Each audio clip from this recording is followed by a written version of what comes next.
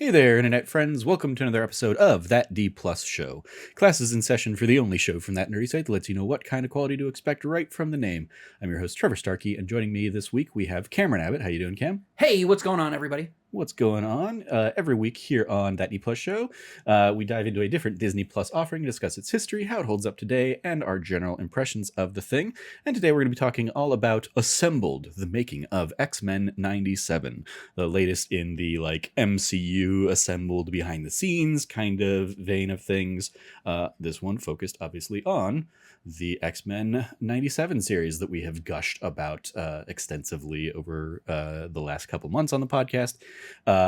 See also That D Plus Show episode 210 and 216, where we talked about the first 3 episodes of the X-Men 97 series and the full season of the X-Men 97, respectively. So why do we pick it? It was something to check in on this week in between kind of our last week conversation, and next week I think we have the Acolyte is going to be probably the big new thing that we'll touch on, the big new hey, it just came out. But this week there wasn't a lot new in terms of Disney Plus stuff, so we grabbed this thing from a couple weeks ago because this did come out May 22nd, 2024. It is a documentary with a runtime of 55 minutes. And kind of gonna skip through a lot of the usual bits and bobs of our stuff, because the who's who of this is basically who's featured in the documentary, which we talked at length about in a lot of the previous stuff. We have a lot of the the directors of the episodes are all featured in here: Jake Castorena, Chase Conley, and Emi Yonemura. A lot of the cast, of course, are featured. A few of the new voices or new faces that are kind of featured in here would be. We have Brad Winderbaum, who's an executive producer, is featured a lot on the project, and then we have a few kind of spearheaded original X-Men animated series names, including Larry Houston, who was a director of the original series, as well as Julia and Eric Lewald, who were some of the original showrunners on the original animated series, who all were brought back in for X-Men 97 as consulting producers and consultants on the project. So we got to kind of see a lot of their perspectives. And one of the actors that I did want to call out, and we may discuss them a little bit more in depth. One of the things I did not connect the dots on when we talked about the performers in our kind of full season breakdown, I highlighted that Chris Potter was playing Cable and had taken over from Lawrence Bain, and I highlighted that AJ Locascio had taken over the role of Gambit from Chris Potter, but I did not connect that was the same Chris Potter. So I did not highlight that, Chris Potter was on the original series as Gambit and now is in this series as Cable, but they very much highlight that here in the documentary. So that was a cool little that's a neat little tidbit. So yeah, it's kind of the bare bones of the kind of usual suspects of our segments and stuff. So Cam, I took copious notes as I rewatched the documentary today, so I might kind of steer us in certain directions or something, but I wanted to kind of throw it to you first. What were your thoughts on this little making of documentary? I thought it was fantastic. Getting to really look at the perspective of what it took to get the original on air.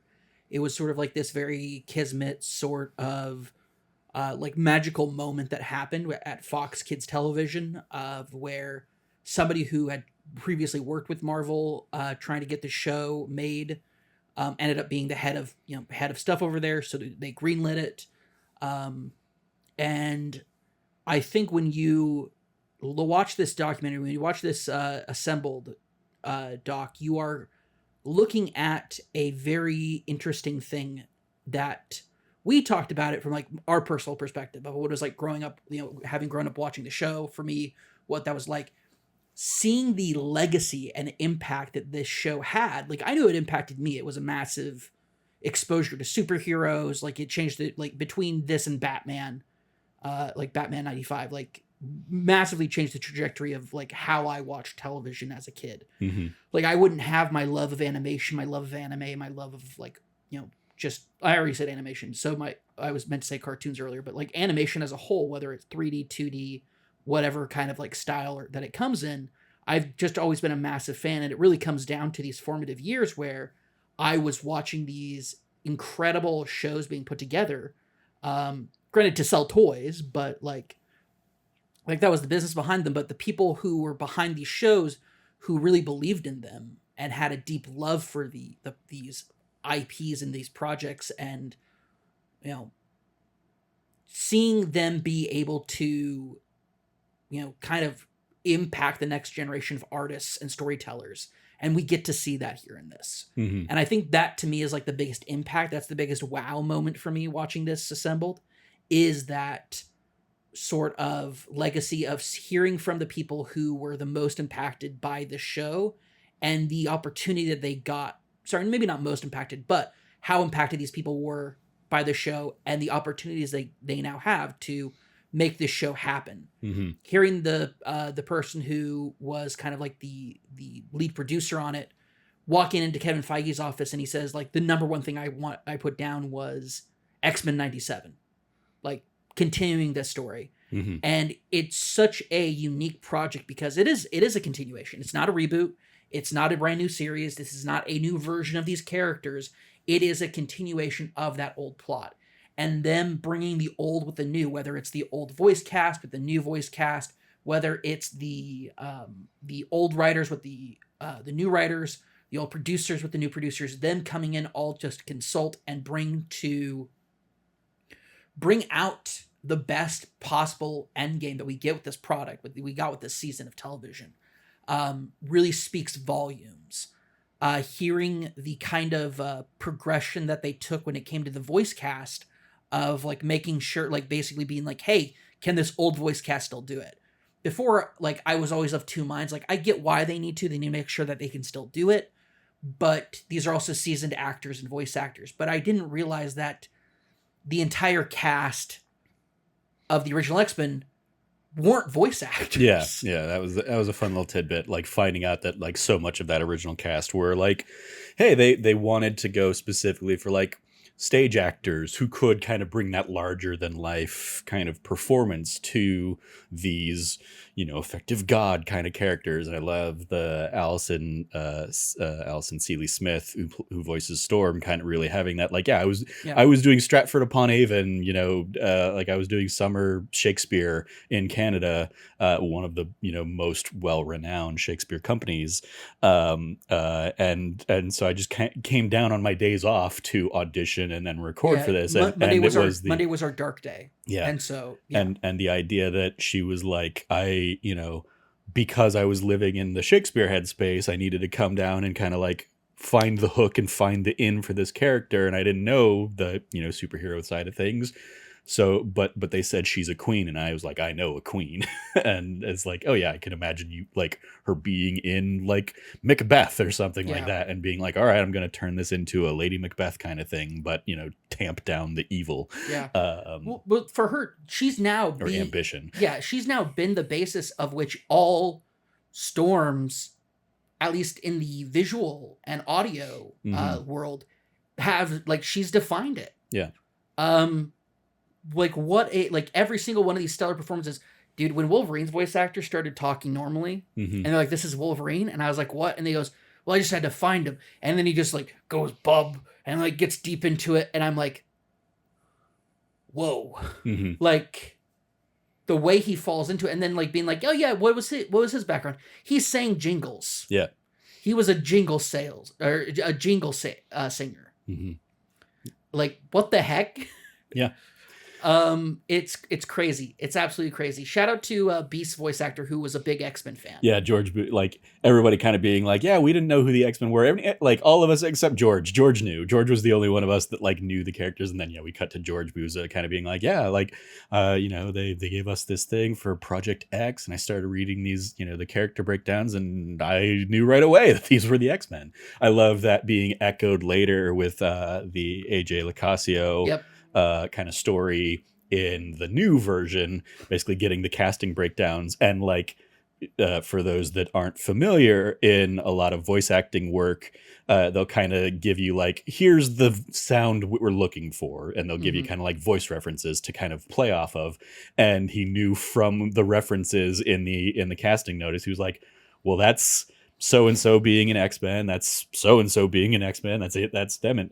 And basically just knew, oh, they're casting something X-Men related, okay. Yep. I love that kind of little symmetry between their stories. I really quick wanted to circle back.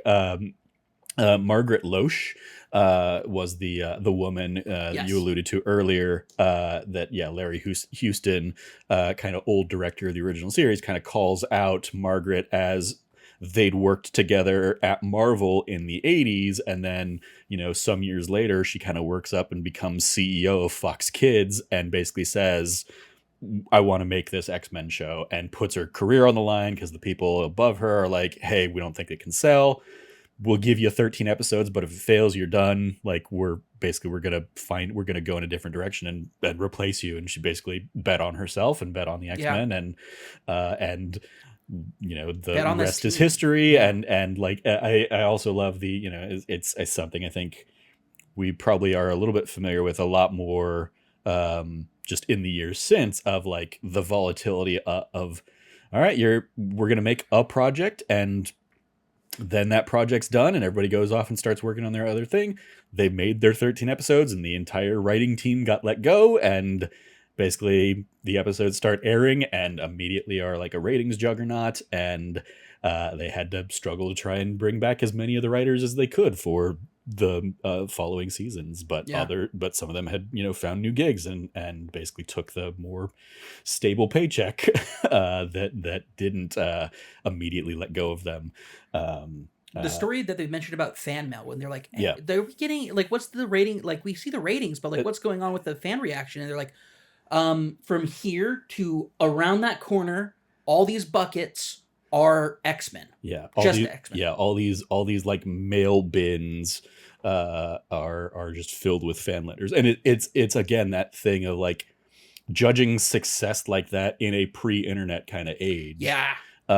being a, oh yeah, like that. Like, I remember, like, I don't think I ever, like, I didn't go crazy in writing fan mail and stuff, but I remember growing up, there were like certain magazines you could get and certain Yep. things where it was like, Mm-hmm. hey, if you want to, you know, write this person for an autograph or something, here's their agent's information. Basically, like, it was like a, you know, send a letter to somebody to say like, hey, here's how much I enjoyed your work in this movie, can I get an autograph, kind of thing. And you get like, oh yeah, some so and so would like write back a you know, they'd, you know, send back a headshot with a signature or something like that.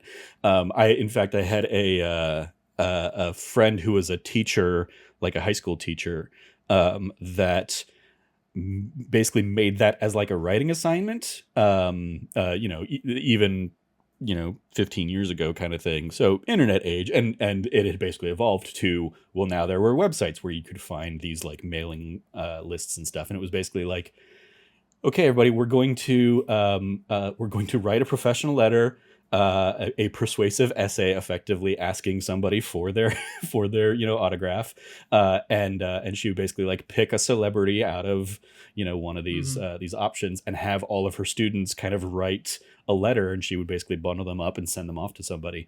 And the story I always remember is like, she chose Steve Gutenberg for one of them, and basically like Steve Gutenberg wrote like sent headshots back for the class, and was very impressed. And then she would later go on and like meet Steve Gutenberg and like have dinner and stuff with him in New York, on her various like theater trips out there. So I was like, but yeah, that was the kind of thing. It was like, you know, in the back of some of those like comics and stuff like that, it would be like, for, you know, like, here's where to send your fan mail.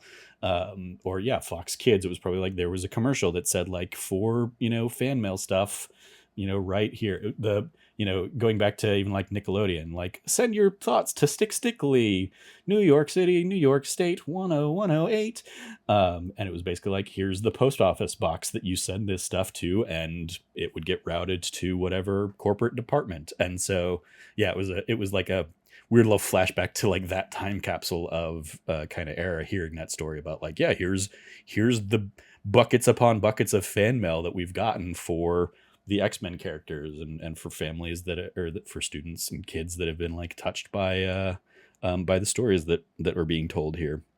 And so, yeah, that being like just a cool, like early indicator of how impactful that series was for a lot of people. And then, yeah, as you touched on, I did like also the way that so many of the people working on this talked about and highlighted how impactful the original series was on their own careers, be it, yeah, the producer kind of talking about like, this was the thing that really got me into wanting to do animation, versus like some of the actors who were like, this is the thing that, like, looking back on, wanted me to be got me to want to be a voice actor, or an actor in general, was like the acting and the stories that were being told in that X-Men animated series.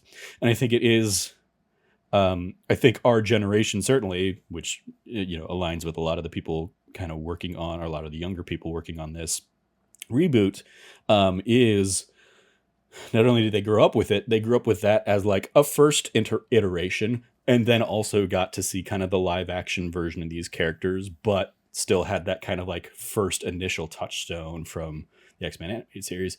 And I think like it's the kind of thing, obviously this is a Disney produced documentary and focused on the Disney produced X-Men 97, but I imagine for all of those people, they're probably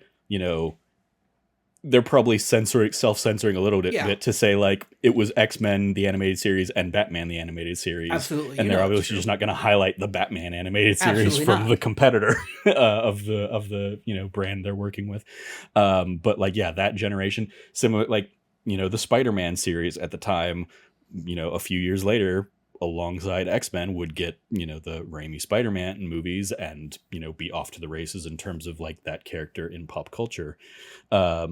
So like it is all like, it's the kids now who, have gotten to grow up, or like, play the Mario games with their parents, now getting Mario movies, and are going to be inspired by that kind of moving forward stuff.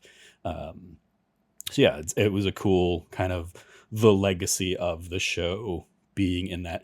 The thing that more surprised me, I think, was later on when the actors are kind of talking about, yeah, like we didn't know how popular the show was until like a couple years ago, when we really got like looped in to do some Comic-Con kind of circuits. I was like, you didn't know the series was big? I feel like it was such a staple. But again, yeah, they're all working performers, and they're who stopped working on this show 25 years ago, and went on to work on other projects. So yeah, why would they necessarily think that this had built up a cult following, and had been so impactful, especially when, yeah, their version of these characters did end 25 years ago, and then then had more popular iterations in the films. And how's Cal Dodd going to go up and be like, well, yeah, I'm not Hugh Jackman, so I get it. or Lin Man be like, yeah, I guess I'm not Anna Paquin, so okay, that's cool. So I love that they kind of had that little like revelation, and I love that it took the form of like, as many of them being brought in together for the Comic-Con circuit. Like, it's the kind of thing, I think, speaking to some of that other stuff that had been highlighted, I imagine George Buza, who knew the comics, had probably been doing the Comic-Con circuit a little bit, in the interim, because he knew of that as a circuit kind of thing. But for a lot of them, this wasn't something that they would have thought about, or something they would have like thought to be exposed to, or necessarily thought to have their agents like, hire them out for and stuff. So I like that it was a like, yeah, let's get as many of them together in these things as we can. And in particular, there's like a one, while one of them is talking about, I think it's while Cal Dodd is talking about like, yeah, we went to Mhm. Wales for crying out loud. Yep. Like while he's saying that, the image is like him and Justin Trudeau, like Justin Trudeau Yeah. nerding out about meeting Wolverine while holding like an X-Men book, and just being like, yeah, that's this guy is meeting his prime minister because he was Wolverine. That's kind of a neat thing. Uh, yeah.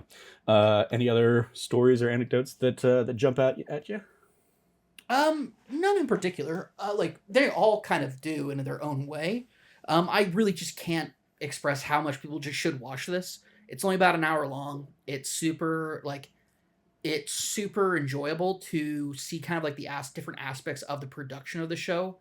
Um, the only criticism I have is I wish I'd gone a bit deeper into it. I would have loved to have known a bit more about like the writers' room at like the differences between the writers' rooms. What is like kind of like a more bigger parallel between the animation process then and Yeah. now. But like I get why this is an assembled documentary. You're not gonna get that. Well, I think you would have a very notable absence from this, likely because of all the controversy that happened basically like right before the show started, is Bo DeMaio, who was the Oh, showrunner, that's accurate. Yeah, completely absent from this. that's So true. and I got to imagine had been involved in a ton of talking heads. It's kind of like, obviously I can't speak to any kind of degree of real certainty or knowledge about this, but it almost felt like all of the stuff that Brad Winterbaum, who's kind of like the first executive producer, kind of talks about going in and like Yeah, making the pitch. Like it feels like most of his talking heads could have just been like, he basically said the thing that Bo DeMaio said, and they slotted him in instead to kind of like cover for, well, we gotta still get some of that perspective stuff in here, but we're not gonna include the guy that we fired for having an OnlyFans in this documentary on the thing. So, but that I think also speaks to the like lack of writers' room kind of that's a good point. conversation, That's a real good point. because he would have obviously Yeah, had a huge say on like, yeah, here's because we do get like the perspective from the directors, and we get the like, okay, Jake Castorena, who is heavily featured in the documentary, was basically like the director of the first episode. He basically sets the tone for the style, and then Chase Conley and Emi Yonemura, who are the other, like they basically took turns directing the rest of the episodes. They're also in here talking and kind of sharing their thoughts, and in particular like what the original series meant to them and what it means to kind of yeah, come and tell these stories. So yeah, I think the notable absence of the writers' room is probably related to the like behind the scenes issues surrounding it. that's a good point. Didn't Um, think about that. yeah. Should have thought about that. Um, One other thing I want to call out, they mentioned they don't like spend a ton of time focusing on it, but they do touch on kind of, yeah, like the we wanted to kind of honor the animation style of the original, but also the animation of how 2D and 3D animation has evolved since then. Yeah, And they specifically call out that Studio Mir is was basically one of their studio partners. And I was like, Studio Mir, why do I recognize that name? I looked them up. They were featured in the latest season of Star Wars Visions. They had one of the shorts in there.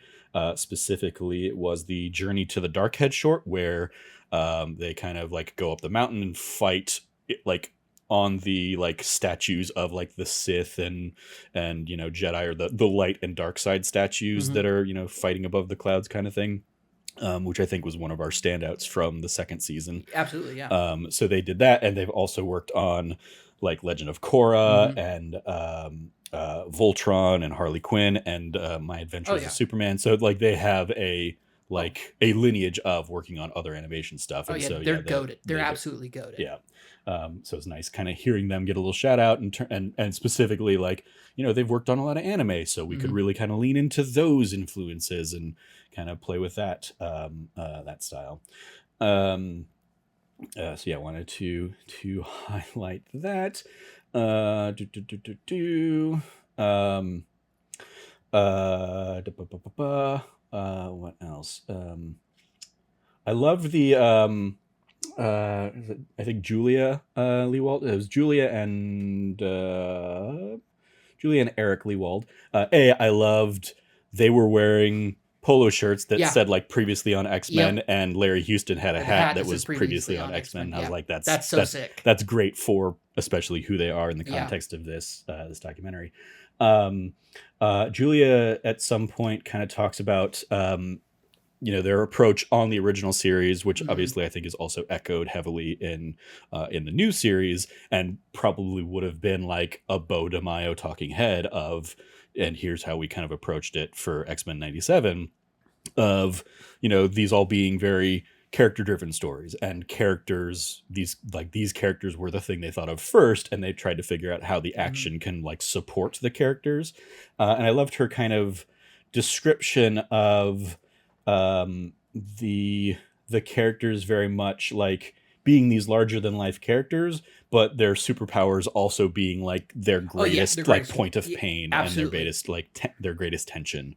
Because it's definitely something like you obviously think about that in in the context of someone like Rogue, but even like them describing Cyclops as like someone who's trying to be as good and upright as he can be, But he but can't look at you. nobody can look him in the eye, Yeah. being like oh yeah, that's that is a struggle that he is going through.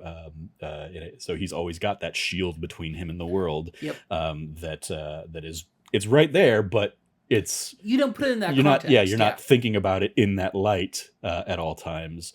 um, but that being kind of their one of their like central conceits of like that's where a lot of the interesting aspects of these characters can really come from.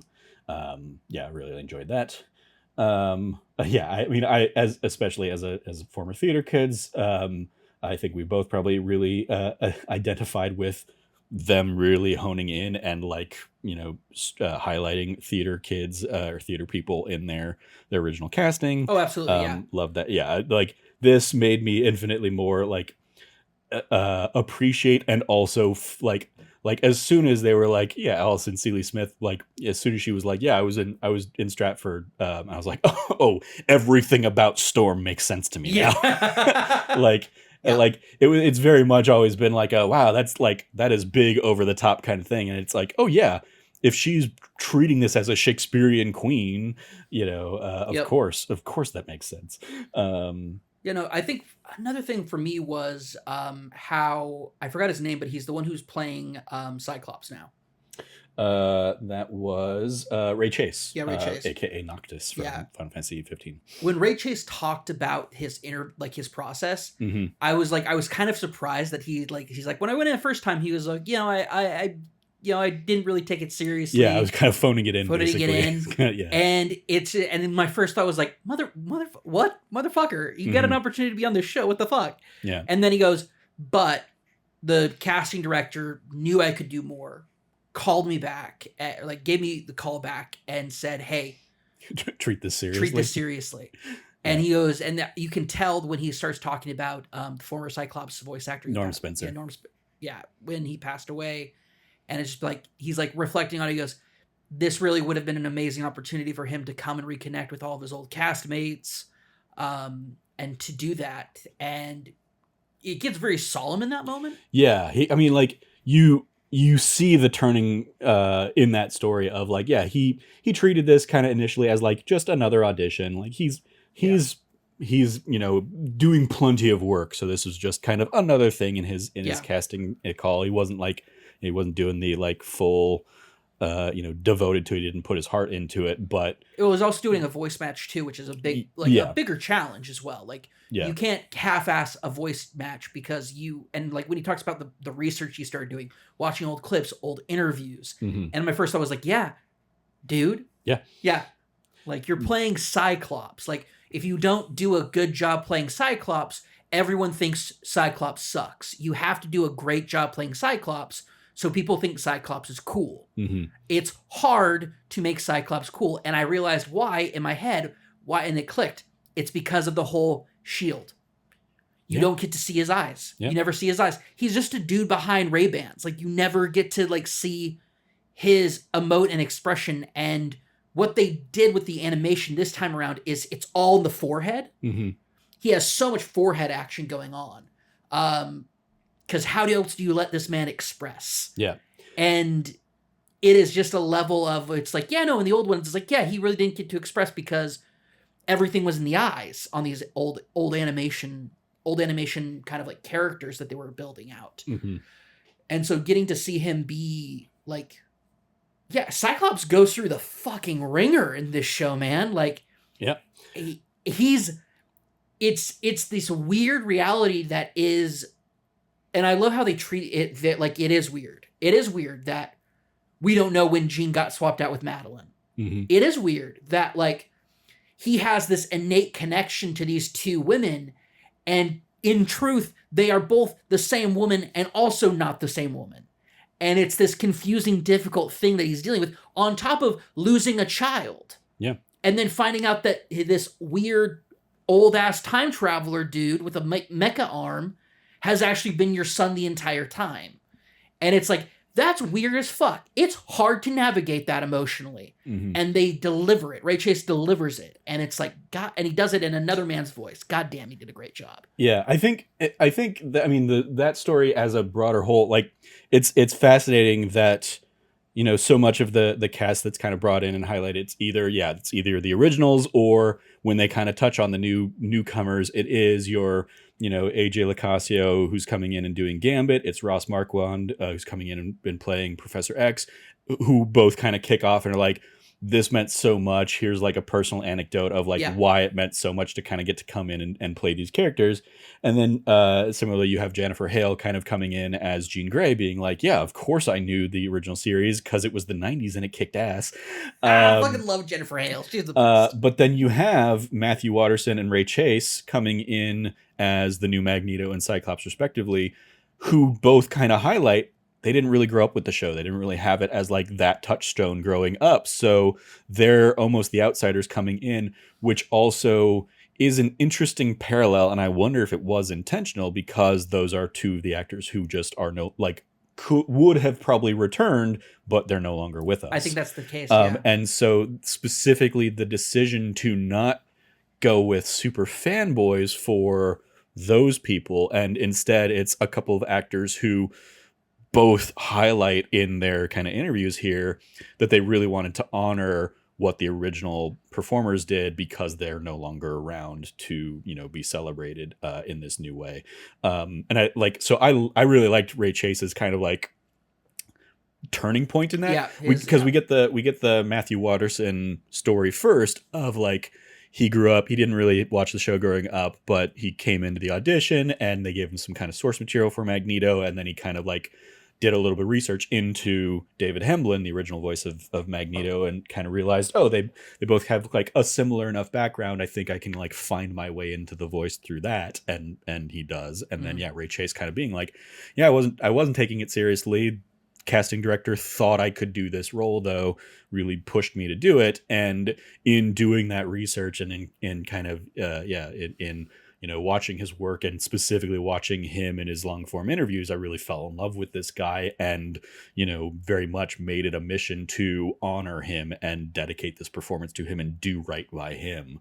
And so, yeah, I really like, especially as knowing Ray Chase most as Noctis, and then having seen him pop up in a few other games and stuff since then, like, I definitely have my own preconceived thoughts on Ray Chase based on Noctis, and immediately like he won me over in how he's talking about this, and the clear emotion that he kind of shows in like kind of finding a love and a compatriot relationship with Norm Spencer, the original Cyclops, through this role of like, I want to honor him. I want to do him justice. Him highlighting like he would have absolutely loved getting back. And we see that from kind of how the original cast talk about, like, you know, the you know, goof mups that they were all having together, and they couldn't record together, in part because of the audio bleed, but in part because they couldn't get anything done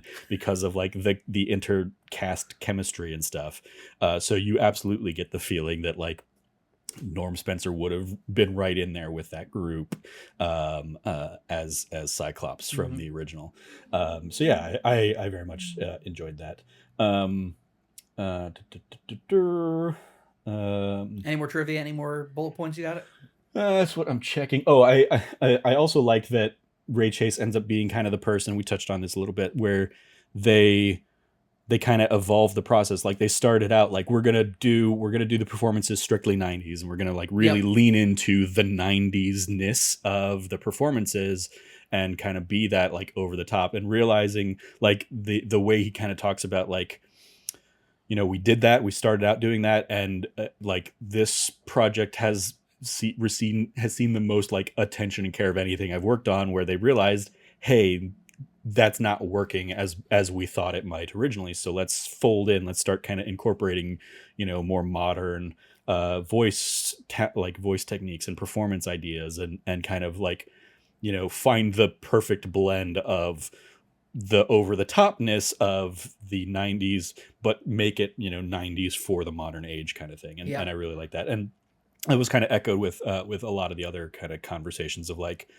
taking uh, it's the thing we see, I think, a lot in like it's the thing we didn't see or haven't seen recently with 100 Heroes, but it's this thing we see with like a lot of great kind of homages to the older era of gaming, of like, let's take the way people think about and the nostalgia people have for these kind of games, and let's like take that idea, but let's put it through a Yeah. modern lens of gaming, a la like maybe a Sea of Stars, where like let's really riff on the things people loved about the Super Nintendo era. Like Shovel Knight's probably the Oh, pinnacle absolutely. Yeah. example of this kind of thing, of like, let's really hone in on that, but also improve it and bring in like modern sensibilities and modern game Mhm. design and stuff. It feels very much like they did that. They like, I think the producer talks about kind of the, it's not just about like capturing the animation, the art style of the 2D original series, but it's like the feel of what you think about when you think about Yeah. X-Men 97 or X-Men the animated series. It's, we always have, we remember it more fondly than maybe it is if we go back and actually yeah. watch it. So let's do the fond fantasy version that's in our heads, and kind of use that as our jumping off point. And I liked that kind of echoed and mirrored what they had in maybe the voice space for a lot of these characters and stuff. And then just shout out to this line from Larry Houston: "Don't write down to kids, write up to kids." Yep. About like why the original was so successful. It didn't talk down to its audience. It treated its audience like adults. And that gets echoed, I think, by a couple of the directors. The idea that it doesn't shy away from the trauma of the world, Oh, and yeah. trying to hide the trauma of the world from kids. Kids have cell phones. They have the same exposure to the worlds that adults do a lot of times, and like to try and pretend otherwise makes no sense. So Mhm. yeah, let's show them how this team of heroes confronts that kind of stuff head on. Dude, Genosha getting made as like a kids TV show is fucking insane. Mm-hmm. Like it's traumatizing as all hell. But I mean, if you think about it, like what was it, Night of the Sentinels Part 1 and 2, like kicking off the show, Yep. literally is about like government robots coming in and abducting teenagers. Like that's a real thing that like was like, okay, hey, here's a genuine thing to be afraid of. Yep. And you Jubilee is effectively your point of view character for Yep. the kids audience, immediately being attacked by Sentinels. government robot, like giant robots. Oh no, government save me. Nope, it's the government sending them. So like you get like this whole thing is such a, it's in the tradition of the original series that we aren't shying away from it. These are the real things that people deal with. When you are, I mean, insert name of minority here, having to deal with this. Like we're in real time seeing a real time genocide happen in another side of the world, in multiple parts of the world right now. And it's like, yeah,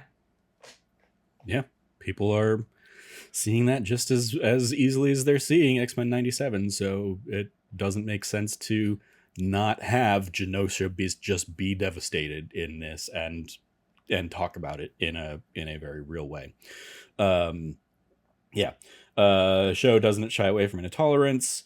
And then ultimately, just on a much more lighthearted note, love the little end of like all the different cuts of people just singing the No, no, ending theme no, song. no, no. Yeah. Yeah, doing the theme song stuff. So shout out to that. But yeah, I think that covers the bulk of my stuff. I liked a lot of the. I think we touched on a lot of them already, but like a lot of the original cast kind of talking about like their early auditions and just being like, Wolverine and Rogue kind of like, were immediately right for their parts when they you came in. And as you said, like this Yep. guy doesn't feel like Wolverine, but then as soon as he does Wolverine, it's like, oh my god, yeah, that's perfect. Same with the That was Rogue. that Like, was same what with the yeah. team was, feeling behind the microphones and stuff. So yeah, shout out to all this fun stuff. And yeah, it's a good little 55-minute, just kind of like, hey, it is as much a celebration of X-Men the animated series as it is kind of this new take on it. So shout out to that. Report card grading from A+ to F. What do you want to give Assembled, making the making of X-Men 97, Cam? I would give this I would give it a B plus. Okay. I don't think it like reaches like top tier A levels of like, content or enjoyability. But I do think that it's pretty good. When it comes to like for the assembled, I think this is probably the best one. But like so far I've never been blown away by any of the assembled. So Yeah, I mean the assembled it's an interesting thing because they're effectively the behind the scenes thing you would get on like DVDs for the longest time. yeah. Like in addition to DVD commentaries, here's a behind the scenes making of, and we just get that as its own standalone thing on Disney Plus now. Yeah, it's definitely probably on the higher end of those for me. I think I'll probably also go with the B plus for you. And I think if it had had more insight on the writing and whatnot, I think it could have been an A. But because that is kind of a a gaping hole, understandably or not, it is a missing piece of the puzzle of the literal making of the show. Well, yeah, how did that, bringing in, especially because there were other writers on the thing, so like it feels like you could have had some of them kind of in here talking about the writing process for these instead of just directors and the cast. But yeah, extra credit, other suggestions if you like this. It's pretty much going to mirror what we've seen in the previous X-Men things, but of course here we have X-Men 97 being one of the first things you should watch if you like this, as well as X-Men the Animated Series, Wolverine and the X-Men Evolution, the Animated Fantastic Four, Silver Surfer, The Fury Files, and Spider-Man, the Animated Series from the 90s. The thing that basically got dropped off was the Iron Man animated series, so I'll throw that in as like an honorable mention. Extracurriculars, you watching anything else on Disney Plus, Cam? No, not yet. Haven't seen. I mean, I've been watching Doctor Who. Yeah. I was like, I know you have. Yeah. I know you actually have a yes on this this week. Yeah, we both watched 73 Yards, the latest Doctor Who, and the one that wasn't in the run of episodes that we talked about last week. Just kind of brief thoughts on 73 Yards. Eventually we'll I'm sure do a kind of like full season wrap up on Doctor Who, but any kind of preliminary thoughts on it from our viewing of last week? Real damn good. Yeah. Very much a great showcase for Ruby Sunday. Even